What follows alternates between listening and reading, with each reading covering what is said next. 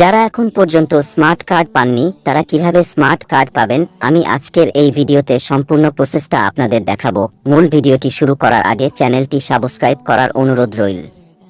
ভিডিওটি শেষ পর্যন্ত দেখবেন। কথা না বাড়িয়ে ভিডিওটি শুরু করা যাক।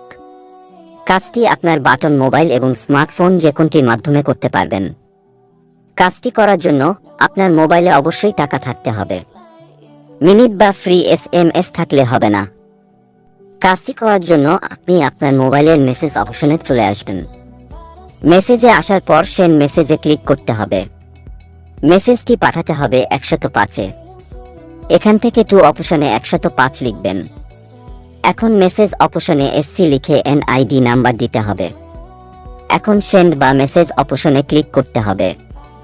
এখন আবার সেন্ড অপশনে ক্লিক করতে হবে। এখন কিছুক্ষণের মধ্যেই একটি বিরতি মেসেজ আসবে। মেসেজে জানিয়ে দেওয়া হবে আমি কখন স্মার্ট কার্ড পাবো। এখন আমি মেসেজ আসার জন্য অপেক্ষা করব। আমার মেসেজ চলে এসেছে।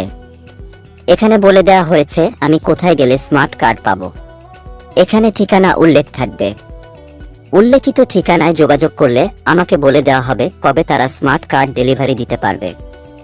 এভাবে একটি মেসেজের মাধ্যমে জানতে পারবেন স্মার্ট কার্ড কবে পাবেন। এই ছিল আজকের ভিডিও। ভিডিওটি যদি ভালো লাগে ভিডিওতে একটি লাইক এবং চ্যানেলটি সাবস্ক্রাইব করার অনুরোধ রইল।